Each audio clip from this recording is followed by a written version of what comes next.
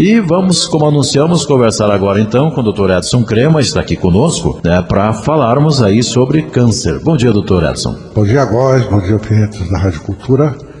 Mais uma manhã bela no mês de outubro, nós estamos conversando sobre saúde. Saúde, né? Exatamente.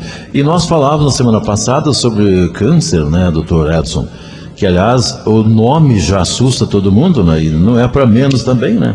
As pessoas, na realidade, sempre têm medo de repente, fazer algum tipo de exame e constatar. Esse é eu acho que é o grande medo da população e das pessoas, de fazer aí um tipo, até às vezes um exame de sangue e constatar que ele tem algum tipo de câncer.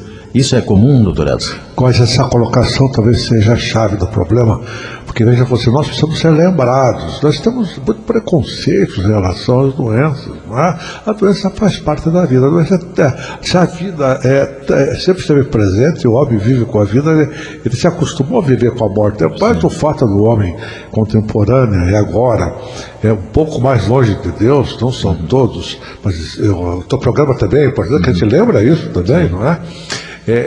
Há uma ideia assim preconceituosa em relação, por exemplo, o homem fazer o toque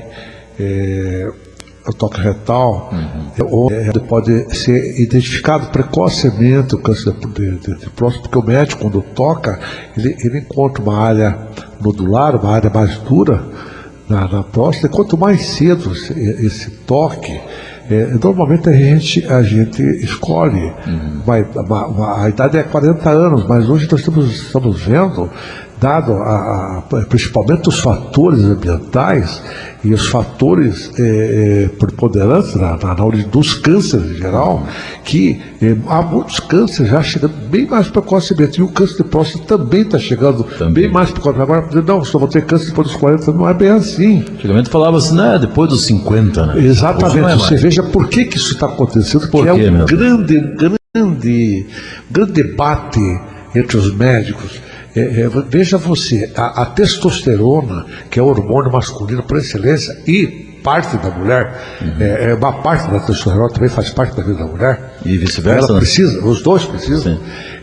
A testosterona, quando em níveis apropriados, ela protege contra os cânceres. Veja, há um conceito errôneo do mundo contemporâneo. Eu cheguei de São Paulo agora faz 15 dias, onde nós fomos debater com 200 médicos e médicos europeus a importância dos hormônios, a fisiologia dos hormônios. E a testosterona, ela protege também o ser humano, o homem principalmente, quando em níveis adequados. E o estresse, ele tem um papel importantíssimo no bloqueio dos hormônios. Veja, quando você falou da questão do preconceito em relação ao toque prostático, então a gente precisa educar os nossos filhos para que se mude o conceito. Agora, porque vai fazer o toque retal, o estímulo do toque retal desencadear o homossexualismo, coisa para isso não existe. Ninguém é o setor. Embora as pessoas façam muita brincadeira nesse sentido. Entre os homens, exatamente. E até às vezes chamando a atenção das pessoas, né? Exatamente. Vão ter que fazer um exame. Né? E nós estamos agora também chamando a atenção para esse fato. Né? E a mulher, e o preconceito da mulher também, a preocupação que elas têm de fazer o exame. O Papa Nicolau é um exame assim, extremamente importante, preventivo, não é? E hoje, por exemplo, na aplicação dos hormônios como protetores da saúde, que é um grupo de médicos em medicina avançada, fazendo reposição hormonal natural, aquela que não entra em choque com o teu organismo, porque nós descobrimos o hormônio natural, porque até então os hormônios eram hormônios artificiais, hormônios chamados sintéticos, e isso está mudando, e os nossos ginecologistas também estão conscientizando, mas quem está mais especializado hoje é um grupo ligado ao estudo de hormônios, à fisiologia hormonal. Então, a mulher, quando ela tem níveis de estradiol, estriol, progesterona, principalmente os estrogênios apropriados, ela está protegida com uma série de doenças. Então, é importante essa ideia que o diagnóstico precoce das mulheres principalmente em relação à mama, que é o câncer que mais mata as mulheres. A incidência dele é alta. Mais do que de útero? De qual? Mais do que de útero. Entre os 3 cânceres, ovário, útero e mama, a mama dispara na frente. E a mulher... Eu sei, alguns oncologistas que às vezes criticam a questão do exame manual. Eu sou a favor do autoexame. Por quê? Mesmo que ela encontre um nódulo de gordura, um cistozinho na mama e vá a uma biópsia, ela tem oportunidade. Agora, porque fez o exame que deu negativo, que pena. Pô, então nós estamos à procura de câncer, temos que encontrar o câncer? Não. Às vezes nós passamos por um descuido, um nódulo, um sebinho, um acúmulozinho de gordura, mas na verdade não é uma gordura, é um cisto maligno, é uma neoplasia que está sendo e que se está malignizando. E pelo autoexame, eu valorizo muito o autoexame, não é? A mulher tem oportunidade realmente de detectar isso bem mais precocemente. Temos que torcer para que nunca encontre, né, doutor? Exatamente, torcer para que nunca encontre. Nos exames, né? Mas você pode prevenir. Sim. E o aviso para as mulheres seria assim: quanto mais precoce se detectar o câncer, mais chances de sobrevida teremos. A fase de estadiamento do câncer é extremamente importante na prevenção e na cura do câncer. Doutor Edson, a prevenção nesse caso é o autoexame, é o exame mesmo? É o autoexame. Mas as mulheres com vida sexual ativa, elas devem procurar o seu ginecologista já no início da vida quando ela está tendo atividade sexual. Sim. É importante que ela faça. Tem que ser um acompanhamento, né? Um acompanhamento. Agora, a tua pergunta ela é muito mais importante no sentido: as meninas estão usando anticoncepcional muito precocemente. Há meninas com 14, 15 anos, as mães até acham bonito. Então, a minha filha tem TPM, a minha filha tem, durante o período da TPM, assim, dores terríveis, ela tem espinha, então não, é preciso usar uma maneira. Ela vai no ginecologista, o ginecologista, claro, orienta um regulador menstrual. E a estatística tem mostrado hoje, você vai nas UTIs, a incidência de trombose, infarto cresce muito, principalmente entre as mulheres jovens, porque elas estão fazendo uso muito precocemente. E o anticoncepcional, ela é constituída por hormônios nocivos à saúde, é constituída por hormônios sintéticos. O padrão é padrão de animal, não é padrão humano. Então, às vezes, a tua pergunta é extremamente importante. O uso de anticoncepcional deve também procurar um médico, hoje um médico, no caso clínico ligado com prevenção, não estou falando de geriatria, estou falando de prevenção hormonal, fisiologia hormonal. Isso é uma área nova, uma especialidade nova, da qual nós fazemos parte. A gente está em São Paulo cada 4 meses, eu participei agora do Congresso Internacional sobre Fisiologia Hormonal. Lá se debate a questão das doenças contemporâneas, principalmente a questão da reposição hormonal no homem e na mulher. Veja você, até a questão do número de dentes da boca da mulher tem relação com os níveis de estradiol, de estrogênio. Um sorriso bonito de uma mulher que é porque ela tem um nível de hormônio, porque ela não perdeu dentes. Veja você, quando você não repõe os hormônios, você perde dentes. A mulher perde dentes, ela vai perdendo dentes. Ela tem gengivite de repetição. A artrose e osteoporose dos ossos maxilares, onde estão os dentes implantados. Então, uma mulher que, por exemplo, por volta de 50, 55 anos, e que não tenha um sorriso, porque está faltando dentes, você pode saber. O número varia de 14 a 17 dentes, pode faltar por não reposição hormonal. Quando você repõe hormônios, você pode cair esse número para 2 ou 3 dentes só. Veja como é extremamente importante. E em relação à próstata? Antes de falar com relação ao câncer de próstata, ainda com relação à mulher, doutor Edson, o senhor falava com relação aos métodos. A igreja divulga muito o método natural, né, de concepção. O famoso método Billings. E é interessante nesse sentido as pessoas que, de repente, venham a aderir esse método nas famílias. Sim. Há um conceito. Evita muitas doenças. Muito bem lembrado, através dessa orientação da igreja, sim, muita coisa se pode fazer de proibição e de educação também. Não ficar preocupado. Você perguntou, mas a mãe perguntar, mas a TPM, essa dor, a TPM você pode controlar muitas vezes regulando os níveis de serotonina na mulher. Eu venho falando da importância, por exemplo, da mulher comer um pouquinho de chocolate, 5 gramas, durante o período menstrual. Esse papel extremamente importante que o cacau tem hoje. O cacau é fonte de energia, fonte preventiva. Veja você, quando você come cacau, chocolate, você pode levantar os níveis de serotonina, pode diminuir a TPM da mulher. E existe hoje a aplicação tópica de progesterona. A progesterona, quando reposta, ela nivela os níveis hormonais de progesterona e a mulher diminui, sai da rota de dor, tensão, depressão, faz o equilíbrio hormonal na mulher. Então, as nossas jovens podem usar, sim, inclusive, esses hormônios topicamente, transdermicamente. Veja, essa informação é extremamente importante. Não precisa usar anticoncepcionais. Ou então, nessas mulheres que têm vida sexual ativa, somente uma boa modulação pode ter seu ciclo regulado. E tem muitas e muitas mulheres hoje que não engravidam. Quando sabe que da primeira semana tem liberdade, da segunda ou terceira semana do ciclo existe um perigo maior, porque ela ovula nesse período, e na última semana do ciclo ela tem liberdade para ter o relacionamento. Então, quando ela é bem regulada, quando ela é bem equilibrada hormonalmente, ela estará muito mais segura.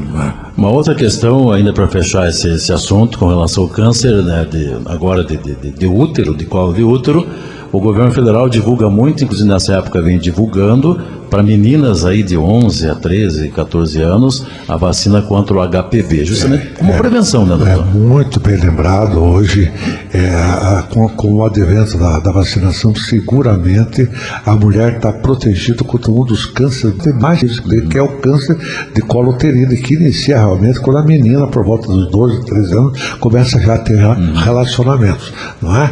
Então, e os meninos, às vezes, são portadores, né, desse vírus e levam e contaminam a parceira. Então a vacinação é extremamente importante. E é para meninas, não é? E é para menina. Já há estudos, né, para fazer também a aplicação de vacinas também em homens, no sentido de evitar que o vírus parasite e contamine o homem. Agora, Góes, é extremamente oportuno lembrar, eles falam muito do câncer de mama, no câncer de próstata, mas não é só isso. Hoje os cânceres, eu vejo, o tabaco, o fumo continua sendo um flagelo, o álcool é um flagelo, o sedentarismo, esses fatores, e a gordura errada que nós alimentamos, os níveis calóricos altos e a falta de exercício. Então esses 5 ou 6 fatores também são fatores contribuintes para outros tipos de cânceres. E a toxina ambiental. Sim, temos muitos tipos de câncer. As pessoas às vezes imaginam, o câncer de colo de útero, de mama, da próstata, mas tem tantos outros, né? A leucemia, por exemplo, também, né? Exatamente, a leucemia hoje está muito mais frequente do que nós imaginamos, porque existe uma relação com a leucemia que existe trabalho mostrando, por exemplo, no estado do Mato Grosso, há regiões lá onde a incidência de leucemias aumentou muito, principalmente entre jovens. E foram examinar e ver, e se constatou que está ligada com a toxina ambiental alto. Nível de agrotóxico, a região está provocando câncer, a baixa de imunidade e, em consequência, cânceres. Porque os agrotóxicos, você veja, os agrotóxicos bloqueiam todas as vitaminas e os minerais. As vitaminas e os minerais são, de longe, os principais antídotos hoje contra o câncer. Você já está ouvindo falar o papel importante da vitamina D, que os médicos hoje, graças a Deus, já estão mais conscientizados, e a gente vem preconizando, estudando e falando em artigos e livros há mais de 5 anos sobre o papel importante da vitamina D. A vitamina D hoje é um dos principais preventivos de câncer, mas não é só a vitamina D. Se você me perguntar, existe hoje possibilidade de uma consulta, por exemplo, com um nutrólogo, dele fazer um equilíbrio para levantar a tua imunidade. Quais são esses nutrientes? O nosso solo é pobre em zinco, cobre e selênio. Essas formulações podem ser feitas. Eu estive agora recentemente em São Paulo e debati isso com colegas e aprendi com colegas europeus. O uso do selênio na dose de 200 microgramas por dia pode prevenir câncer. Olha, por quê? Porque o selênio, ele é um quelador, ele gruda nas toxinas ambientais, principalmente. O que o agrotóxico é constituído? Às vezes tem chumbo, tem mercúrio, tem moléculas totalmente químicas que simulam hormônios. Hormônios nocivos. E o selênio, o zinco, o cobre tem esse papel importante de melhorar a imunidade. Então, por exemplo, em relação à próstata, o licopeno, não é? Então a prevenção, por exemplo, do câncer da mama pode ser feito o de próstata com licopeno, que existe no tomate, que existe principalmente no tomate cozido. Quando você coloca o tomate para cozinhar, o tomate libera o licopeno, que é um potente anticancerígeno direcionado à próstata. Selênio, zinco e cobre, vitamina E, por exemplo, vitamina C, pode varrer radicais livres da mama. Isso já tem comprovação, porque os exames às vezes mostram os riscos patológicos, e quando feito exames mais aprofundados, usando exames o espectro atômico, se identifica moléculas, por exemplo, de chumbo, de mercúrio, moléculas de alumínio próximas às lesões cancerígenas. Isso fala do contato com os defensivos agrícolas constantemente. Então, defensivo agrícola, a obesidade, o álcool, o fumo, o uso indiscriminado de gorduras através dos fast foods, que nós estamos cada vez mais. Esse é o macarrãozinho instantâneo, não é? Que nós estamos, até podemos usar, não é? A falta de alimentos naturais, de legumes, verduras, a mesa, essa horta do fundo de quintal, isso precisa ser resgatado, não é, Góis? Resgatado. E a lembrança que a atividade física é muito importante. A atividade física pode ajudar muito no combate ao câncer. Quando você faz atividade física, você faz uma relação pulmão, faz o sangue circular mais, as trocas de nutrientes, de vitamina dentro da célula intensifica, porque o coração bombeia mais rápido, aumenta a frequência cardíaca de 70 a 100, 110 batimentos, o sangue impulsionado no cérebro, nos órgãos, no fígado, no pâncreas, o sangue que circula é um sangue de vida, não é? E um sangue que circula mais rápido através de atividades físicas, 4, 5 vezes por semana, junto com nutrientes, com uma forma, umas cápsulas que você possa tomar, você está complementando uma proteção maior contra os cânceres. Com certeza. Agora, doutor, para finalizar na questão do câncer da próstata, nós estaremos iniciando o mês que vem, né, o mês de novembro, que é o Novembro Azul, mais uma campanha do governo federal, que a gente está orientando os homens com relação ao câncer da próstata. Doutor Edson, quando a pessoa vai no médico, ele pede o exame de sangue, né, para constatar o PSA. E ali ele já vê, esse exame, ele evita que a pessoa tenha que fazer um exame do toque ou não? Ou ele tem que fazer esse exame e em seguida fazer o outro também? A lembrança do PSA, esse exame é muito, muito importante. Por que ela é importante? Porque quando os níveis está próximo a 4, acima de 4, depende da idade, mas para o homem de meia idade, quando ele tem um PSA acima de 4, significa que ele está produzindo substâncias hormonais que têm ligação com malignidade. Então, quando já vem o PSA, esse exame que nós fazemos para ver se tem risco de câncer, ele pode falsamente ser positivo quando nós andamos de bicicleta, quando nós andamos a cavalo e quando nós temos relação sexual, nós temos que ficar pelo menos 4 dias a 5 dias sem fazer o exame de sangue, porque a prática, a atividade física, a compreensão sobre a próstata, quando nós estamos sentados no cavalo, quando nós estamos permanentemente sentados ou quando nós temos um relacionamento sexual, a próstata é altamente estimulada e os níveis de PSA aumentam.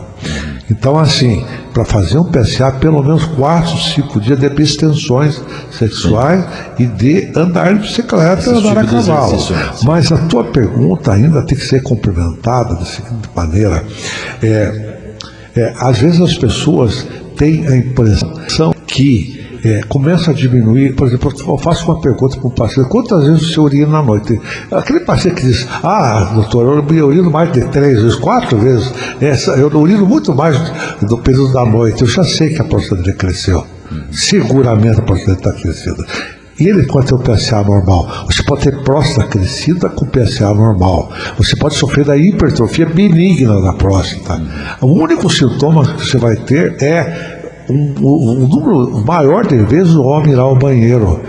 E isso deve chamar a atenção do homem de idade média, 38, 45 anos, porque esse é o período que mais se incide câncer, mais se incide PSA, começa a ficar instável, não é? Mas quando ele começa a ter muitos sintomas urinários, ele pode estar com a próstata crescida e não ter câncer. Então, às vezes, você fica preocupado, mas então eu estou com câncer? Eu costumo dizer que a próstata pode crescer malignamente ou benignamente. Quando ela cresce benignamente, ela é cirúrgica. Hoje, os urologistas que têm uma prática enorme hoje na ressecção da próstata, para fazer uma resecção parcial da próstata, não remover a próstata inteira. Porque às vezes há também um preconceito muito grande, e às vezes acontece você tirar a próstata e a pessoa ficar com danos, com lesões no aparelho sexual, nos nervos penianos, pela secção traumática da próstata. E isso é uma preocupação para os homens.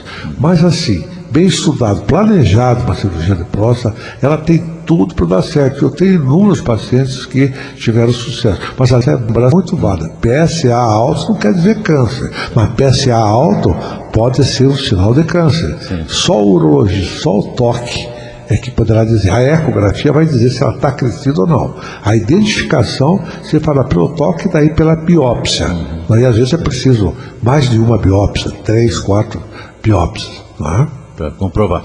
Bom, só para finalizarmos, doutor Edson, nós vemos, está comum hoje nas redes sociais, divulgação daquela pesquisa que foi desenvolvida em São Paulo, parece-me que na USP, com relação à descoberta para a cura do câncer. E as pessoas falam e divulgam nas redes sociais e tal, que a Anvisa não quer que haja a utilização desse medicamento, porque não foi ainda bem estudado, não foi definida, enfim, não tem uma comprovação ainda como essa pesquisa foi feita aqui no Brasil. O que existe de verdade nesse sentido aí? Existe um medicamento para a cura do câncer ou não? Hoje está muito em voga o debate, será mito ou verdade? Né? É a tônica do momento. Então os médicos debatem isso, a imprensa debate isso, os meios de comunicação estão debatendo, e vocês têm esse papel importante realmente. Veja você, gosta. Tem um crivo sobre as experiências, não é? Não pode dizer porque baseado num caso, 2 casos, 3 casos, de uma substância que usou, por exemplo, que ela resolve o problema do câncer. Para começar, existem muitos tipos de câncer, como você mesmo falou, a questão da leucemia, do câncer de próstata, da mama, do útero, do ovário, câncer ósseo, câncer de estômago, câncer de pulmão, várias são as causas e várias serão os medicamentos também. Nós desconhecemos hoje não há outra via que não seja através de quimioterapia, radioterapia orientada. E existe no meio médico uma especializada chamada oncologia que trata disso. Mas os trabalhos estão mostrando e estão sendo comprovados, por exemplo, que você pode fazer prevenção. Para você dizer que uma droga, um determinado produto tem uma ação anticâncer, ele tem que passar por uma experiência, assim, por grupos de controle. por exemplo, 1.000 pessoas tomando esse medicamento, 1.000 pessoas tomando um placebo, que é aquela substância que não é remédio, que pode ser, por exemplo, farinha de trigo, dentro de uma cápsula, e você divide 1.000 pessoas tomando esse medicamento e 1.000 pessoas tomando essa camada inocente. E vê isso ao longo de 1 ano, 2 anos, 5 anos, 10 anos, muitos medicamentos anos de pesquisa, né? Foram feitos dentro da pesquisa. Então haverá muita e a cura, a descoberta do câncer. Hoje nós conseguimos sim. Eu acho que a posição médica, que nós estamos controlando os cânceres, estamos prevenindo os cânceres, mas curiosamente o homem, através da sua maneira de viver, tá? Ele também contribui para que outros tipos de câncer apareçam. E ninguém mais do que você que vem debatendo essa questão comigo todas as quartas-feiras, é a questão ambiental. Então não tem como fugir. O ambientalismo hoje, na mão do capitalismo, o meio ambiente hoje é um dos principais fatores contribuintes para o câncer. E não só essa questão, mas a questão que elimina o alimento, que tem a vitamina, que tem o mineral, que tem selênio, zinco, cobre, as nozes, o vinho, a uva, o tomate, a alface, as folhas, as frutas, que são ricas em vitaminas e nutrientes, essas sim tem que ser frescas e introduzidas para uso diário. Nós temos que fugir dos fast foods, nós temos que fugir dos fatores de risco, temos que fugir do fumo, temos que fugir do álcool, temos que praticar esporte, escolher gordura apropriada. E o médico, pelo menos uma vez por mês, fazer mamografia, fazer ecografia, fazer o exame da próstata, não é? E tomar essas vitaminas, esses minerais, andar mais, caminhar mais, passear mais, dançar mais, amar mais, não é? Eu acho que o caminho para ter uma religião tanto o jovem como o idoso deve se agradecer da vida. O jovem, porque ele se acha forte e acha que a felicidade pertence a ele. E muito bem, que bonito, a felicidade pertence ao jovem. Mas o idoso também, ele diz, eu também sou feliz, porque eu cheguei a uma longa vida, e eu entendo que chegar a longa vida é também uma maneira de ser feliz. Talvez eu seja mais feliz do que o jovem. Então, os dois grandes extremos, o jovem e o idoso, quando você prepara o jovem bem, quando ele é bem educado na escola, na família, quando ele aprende a amar, perdoar, isso também tem a ver muito com a prevenção de câncer, porque, sem dúvida nenhuma, hoje, o fator emocional é um dos fatores determinantes também para desregular, desprogramar a nossa fisiologia normal. A mágoa mata, a ira atrapalha. Os únicos prejudicados serão mesmo os próprios homens, né? E agora, nesse momento, talvez, que você vai finalizar, o homem é o único animal que vive fora do seu habitat natural. Vou repetir, o homem é o único animal que vive fora do seu habitat natural, desde a briga que ele teve com Deus, desde a briga no Jardim de Éden. Nós estamos pecando por isso, a nossa prepotência, não é? Em querer tudo resolver, e achar que somos a verdade. Um grande filósofo falou assim, para terminar, né? Foi 1500, Descartes, assim, penso, logo existo. Mas Agostinho já tinha dito, vivo, logo peco. Veja que coisa interessante. Vivo, logo peco. O outro falou, penso, logo existo. Então, essa conscientização do homem, que ele é vulnerável, que ele tem que fazer prevenção, que ele tem que aprender os valores e os sentidos da vida, porque maior pecado será aquele do ser humano que passar pela vida e não saber que o sol levanta cedo antes dele e se põe no final da tarde, e no outro dia cedo o sol estará. Quando ele esquece, ele está pecando. O maior pecado é o pecado contra o Espírito Santo, que é a ignorância. Quando nós somos ignorantes, nós decidimos no maior pecado, porque a vida é uma dádiva, a vida é ciência, a vida é fé. O homem precisa estar consciente disso. É verdade. Bom, nós queremos agradecer, doutor Edson Crema, pela participação conosco hoje aqui no Assunto da Notícia. Na quarta-feira que vem, nós voltaremos, né, com outros assuntos importantes para tratar, para esclarecer, enfim, informar os nossos ouvintes. Obrigado, doutor Edson. Obrigado, Góes, pela oportunidade. E, mais uma vez, a gente lembra que vamos estar debatendo essa questão do câncer para a melhor orientação da nossa população. Um abraço. Ok, conversamos com o doutor Edson Crema aqui no Assunto é Notícia. Agora são 10